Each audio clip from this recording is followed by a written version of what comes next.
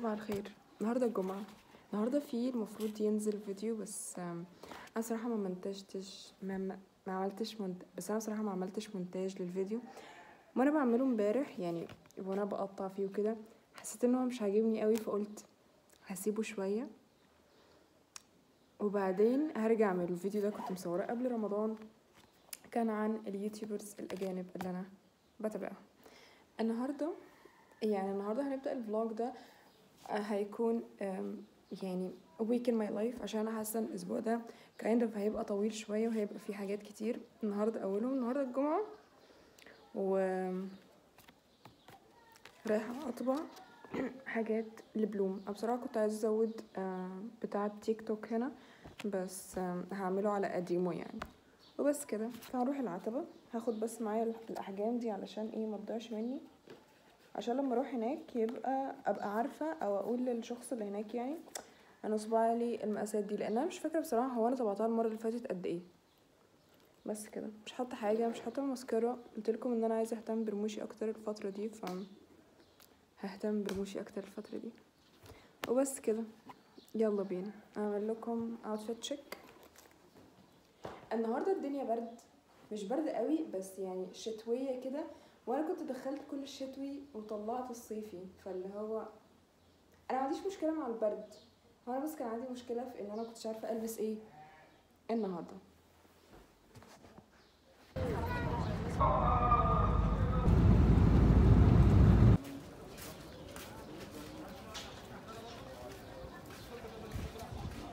صوت لله.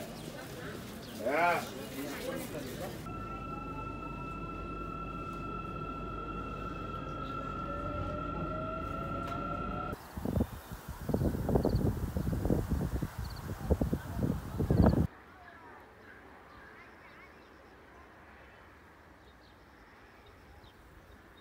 بصراحة أنا قاعدة القمح قدامي، وبعدين عايزة أتصور مع القمح قوي بصراحة.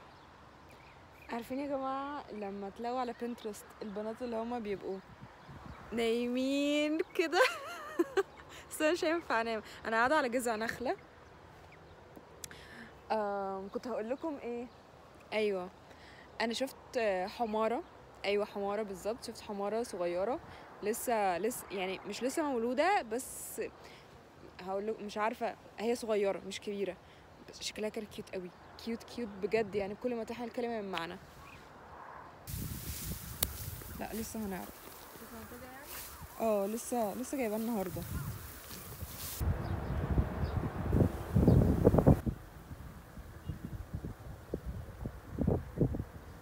اوكي، انا هقول لكم في الجو الشاعري ده القصيده اللي انا لسه موريها لكم، هقراها عليكم. العنوان: أكبر من كل الكلمات. سيدتي، عندي في الدفتر ترقص آلاف الكلمات، واحدة في ثوب أصفر، واحدة في ثوب أحمر، يحرق أطراف الصفحات. أنا لست وحيدا في الدنيا، عائلتي حزمة أبيات. معلش. أنا شاعر حب جوال، تعرفه كل الشرفات، تعرفه كل الحلوات. ما شاء الله كان مقضيها نزار. عندي للحب تعابير ما مرت في بالي دواء تقريبا. بس في برضو حتة حلوة هقولها لكم. سيدتي، في هذا الدفتر تجدين ألوف الكلمات، الأبيض منها والأحمر، الأزرق منها والأصفر، لكنك يا قمر الأخضر أحلى من كل الكلمات، أكبر من كل الكلمات. إيه رأيك منه؟ حلوة؟ عجبتني أنا كمان برضو. أصلا وأنا بشوفها يعني أنا فتحت الدفتر، قصدي الكتاب بالصدفة، وبعدين لقيت بيت عجبني فقمت يلا واخداه. اسمه حبيبتي. حبيبتي تقريبا شعر غزل يعني. بس تحول زيك كده وبنات مش 10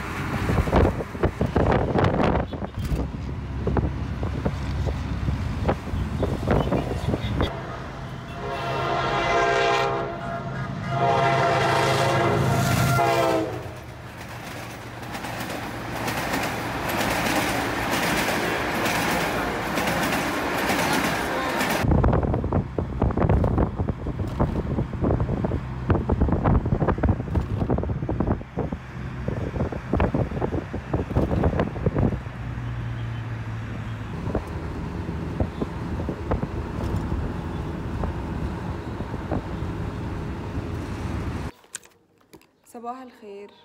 النهاردة الأحد، الساعة دلوقتي 11. أنا صحيت الساعة 8:30، وبعدين حسيت إن أنا محتاجة أنام شوية، فنمت تاني لحد 9:11 وبعدين قمت.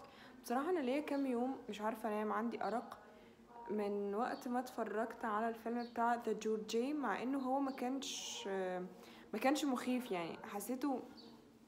حسيته اوفر هايب بصراحة، منكرش. ممكن يعني مش هتكلم على الفيلم ده دلوقتي، هخليه بس في حتة تانية. فمن وقتها وانا حاسة ان انا بجد ما بعرفش انام، مش عارفة انام خالص، ونومي مقلق. وامبارح بما ان اليوم كان طويل ويوم الجمعة برضو كان اطول، فقلت خلاص امبارح اكيد اكيد اكيد جسمي هيكون تعبان خالص، فهنام جامد. ما نمتش جامد زي ما انا كنت متخيلة. فلما التليفون رن على 8:30 قلت خلاص هكمل نوم عادي. انا بس كنت عايزه ابدا الاسبوع ده اكون productive اكتر، وان انا يعني اصحى بدري علشان يبقى عندي وقت ليا. فانا جسمي تعبان، فقلت خلاص مش مشكله يعني، مش لازم بقى اهلكه من اولها كده، وعادي مش مشكله. يعني مش لازم اعمل كل الحاجات دي مره واحده واحده والامور هتظبط، مش مشكله. بس فقمت زي ما قلت على 9:10، عملت سكين كير. بصوا انا ما بعملش سكين كير الصبح غير ان هو بغسل وشي وبغسل اسناني طبعا، بس انا مش بحط اي غسول على وشي الصبح بصراحه. استنوا بقى، امبارح كان عندي صداع كبير قوي، لدرجه ان انا مخي كان عمال يقول لي نورهان انت هتنسي الحاجات اللي انت عايز تعمليها. فقبل ما انام بجد كتبت كل الحاجات اللي انا عايزه اعملها علشان اقول مخي ارجوك اهدى علشان انا عايزه انام. فعملت دلوقتي انا ما عملتش اي حاجه من الحاجات اللي انا كاتباها هنا، ماشي. هنعملها بقى سوا. ما كنتش هعمل الاسترتشات بتاعتي دلوقتي بصراحه، كنت هاجلها بالليل، بس قلت ان لا خليني اعملها دلوقتي علشان بالليل ابقى ريلاكسد اكتر. وانا بالليل ما بحبش اعمل تمارين او اي حاجه فيها ستريتشز او اي حاجه من الحاجات دي. بالليل هكون معرفش بالليل هعمل ايه، بس يعني هريح بالليل هريح. جيت اقول لكم بقى ان انا دلوقتي هبدا يومي الاصلي. يعني انا فطرت وعملت كام حاجه كده. اول حاجه هعملها دلوقتي هلبس لبس الرياضه بتاعي، وبعدين ليموني. انا بحب اللون الليموني، بحسه بيليق على وشي. بصوا Winter from GoClo Pilates, and this is Good Moves with Well and Good. Today هاي ويلكم باك. عملت رياضه وخلصت. الساعه دلوقتي 12:19 دقيقه. بصراحه انا كنت لابسه العبايه، كنت هلبس يعني هعمل الطرحه وكده واصور، بس قلت انه النهارده عندي اوردرات كتير هصورها الحمد لله يا رب اللهم لك الحمد. ف يعني قلت استثمر شويه، وان انا بدل ما اكون لابسه عبايه عادي البس يعني لبس كيوت وكده واصور للبراند بقى وكده. انا هعمل لكم طبعا يعني هسيب لكم لينك بلوم في التيك توك والانستجرام تحت في الديسكريبشن بوكس. انا بقيت مهتمه اكتر بتيك توك لان هو فعلا بيساعد ان الفيديوز بتاعتي تنتشر اسرع اكتر من انستجرام، فعشان كده ما بقيتش مهتمه قوي بانستجرام. يعني حتى تقريبا بنسى انشر عليه بوست. هقول لكم انا جبت ايه من العتبه لما كنت موجوده. بصوا انا جبت دي اللي هي السلسله القلب دي، تمام. وده هما دول كانوا سوا. وبعدين جبت الكتاب ده اللي هو حبيباتي بتاع نزار قباني. هو صغنطوط ويخلص يعني يخلص، تمام. وبعدين مشيت شوية ولقيت الكتاب ده You are younger than you think. مش هتصدقوا لقيته بكام؟ جبته ب20 جنيه. ده كمان جبته ب20 جنيه. فقلت مش مشكلة هقرأ ده يعني لا ان شاء الله خير اهو. طيب دلوقتي اول حاجة هعملها ان انا هنقل الفيديوهات بتاعت اليوتيوب من التليفون لللابتوب علشان يبقى عندي ستورج. وانا جايبة الساندسك بتاعتي اهي، هعمل شوية ريسيرشز على الحاجات اللي انا هعمل عليها ريفيوز، علشان وانا بقول الريفيوهات يعني ابقى مجمعة منساش يعني. او ممكن وقت كل ريفيو او وقت كل برفيوم ابقى اجي اعمل الريسيرش بتاعي. بس انا عايزه اقول لكم على حاجه، ثانيه واحده.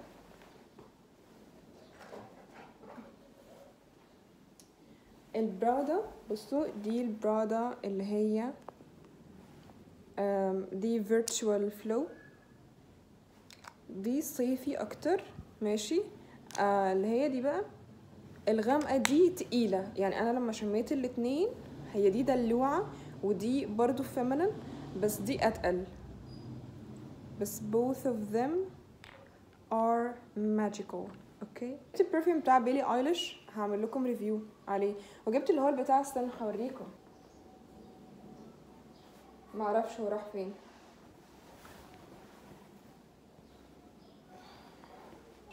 وجبت الواشي تيب دول كمان، ده اوكي ان شاء الله يبقى باين في الكاميرا، وده بس هم عشان البولي جورنال.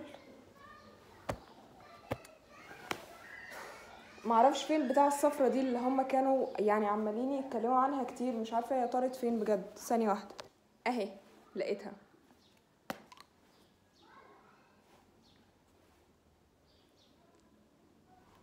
فنان فنان، عجبتني قوي قوي بجد. oh my god.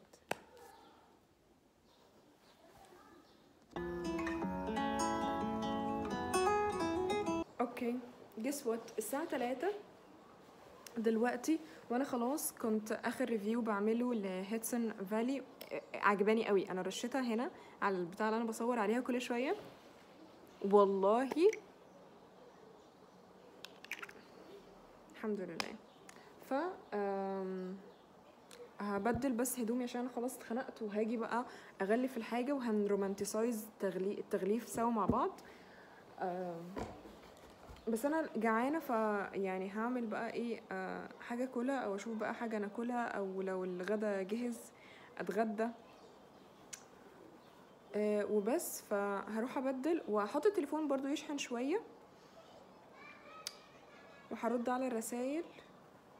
رديت على شويه رسايل، هرد تاني على الرسايل، وبعدين ايه اغلف بقى الاوردرات عشان بالليل اريح. خلاص كده كده ان شاء الله مش باينه. انا بحط فيونكات كده تمام، بقعد اعملها جايبه خيط كده يعني بدل اللزقه دي بس. بصراحه يعني حاسه ان اللزقه خلاص يعني فاهمه مقضيين الغرض، بس انا اتعودت احط الحاجات دي فهعملها.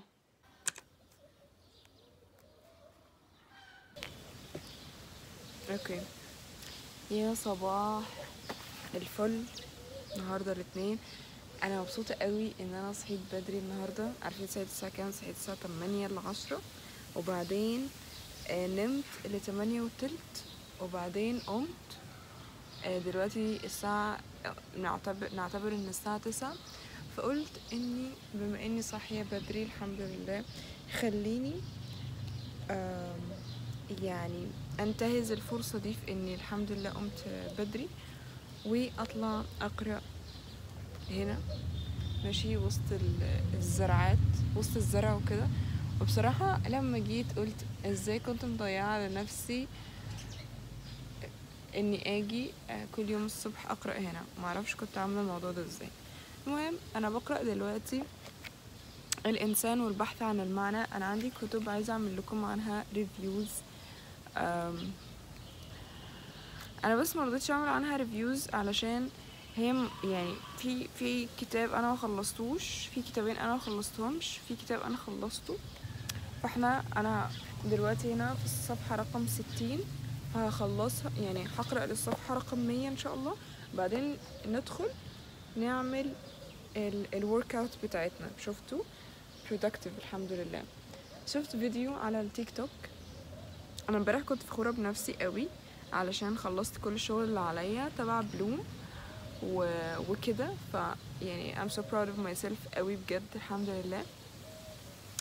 وبعدين هقول لكم ايه بقى. شفت فيديو لواحده على تيك توك اسمها ريتا، كانت بتتكلم على you have to love your future self، بمعنى انه وقعدت يعني تدي امثله انه مثلا انت عندك امتحان بكره ماشي، فمن حق الفيوتشر سيلف بتاعتك اللي هي بتاعت بكره اللي هيكون عندها امتحان، من حقها وهي بتفتح الورقه تعرف تجاوب على السؤال بدل ما تقعد زي الكتكوت المبلول.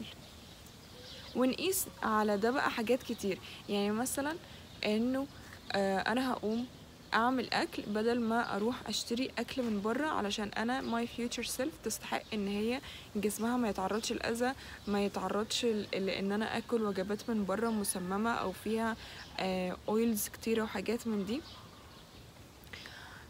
كنت شفت برضو فيديو لوحدها بتتكلم على انه المرض صعب والصحة صعبة، فانت بتختار صعوبتك. يعني مثلا المرض صعب يعني وانك لما تكبر ومتعرفش تعمل رياضة، الموضوع ده صعب وهتبقى عايز حاجات كتير عشان تحركك وكده، والرياضة صعبة فانت بتختار اي واحدة. فانا قلت ان انا هختار لا صعوبة ان انا اعمل رياضة، واحب ان انا اعمل رياضة واحافظ على ان انا اعمل رياضة. انا بحب الرياضة قوي بصراحة، انا كنت بلعب سلة وريشة وطايرة وقت المدرسة يعني، فأنا بحب الرياضة قوي بصراحة، بس أنا مش منتظمة عليها. يعني أنا مش مثلا حاطة كام يوم في الأسبوع أعمل رياضة، لأ، ممكن مرة واحدة، ممكن الأسبوع يعدي وأنا ما أعملش رياضة، ما أعملش مثلا غير تمرينين أو 3 بس حرفيا في الأسبوع كله، والتمرين ده ما بياخدش 5 دقايق أصلا. فقلت لأ، إن أنا جسمي يستحق إن أنا أحافظ عليه، ونورهان تستحق ان هي تحافظ على جسمها ويبقى عندها بنيان جسدي كويس يقدر يساعدها على الحاجات اللي هي عايزة تعملها. يلا بقى نكمل القراية علشان ايه بيقول ايه بقى. من لديه سبب للحياة يمكن ان يتحمل اي شيء تقريبا مهما يكن. يمكن للقوى الخارجة عن ارادتك ان تسلبك كل ما تملك باستثناء شيء واحد، وهو حريتك. حريتك في اختيار الكيفية التي تستجيب بها للموقف.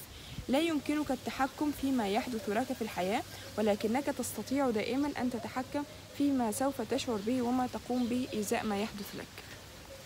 دي اللي هي بتاعت إنه أنت مش هتقدر تسيطر على كل المواقف، بس أنت قادر إنك تسيطر على الرياكشن بتاعك how to react.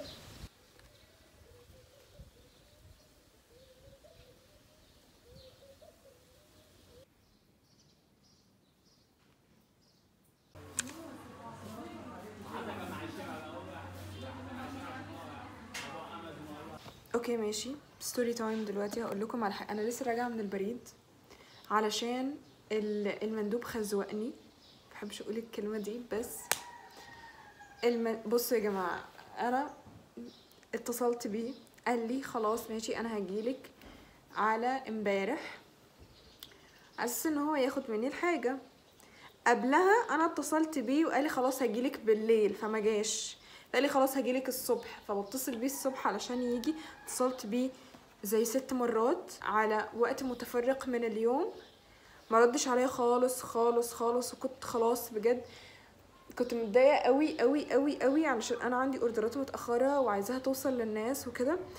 وبعدين ما ردش خالص ولا رفع حتى سماعه التليفون، وكنت خلاص بجد.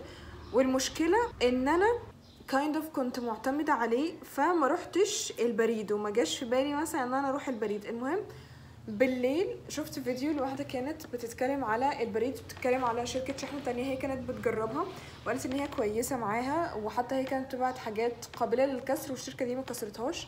الشركه اللي انا بعت معاها مرتين كسرت لي حاجات، مرتين بعتت لي حاجات مكسوره بس. فبعدين بقى النهارده اتصلت الصبح تاني بيه برضو، جس وات قام بعت لي رساله بيقول لي معلش انا تعبان.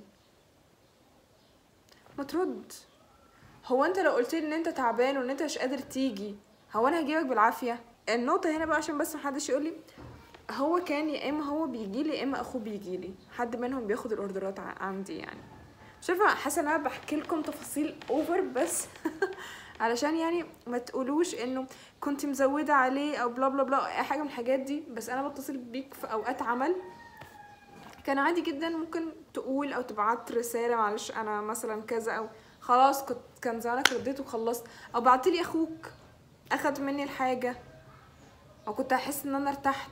بس ده يعلمني حاجه، او ده علمني حاجه ان انا بس ما يكونش عندي شركه شحن واحده بس بتعامل معاها. انا زي ما قلت لكم لسه راجعه من البريد، دي اول مره اجرب البريد. اتضح ان انا لازم انه اكون واخده التحصيل كله يعني بالشحن وكده، عشان هو مش المستلم مش هيدفع لبتاع البريد حاجه. هشوف ايه الوضع، عشان كمان ما اكونش مزنوقه بعد كده في اسوأ الظروف انا عندي بريد اقدر اشحن فيه، وهكون عارفه الشحن كام والتكلفه كام والبلا بلا بلا وكل الحاجات دي. المفروض ان انا اعمل editing للداتا بتاعتي بتاعت بلوم. انا لما بحطها على الفلاشه اليو اس بي اللي انا وريتها لكم دي بجد بحس ان انا بهبط، بس ما ينفعش اهبط خلاص.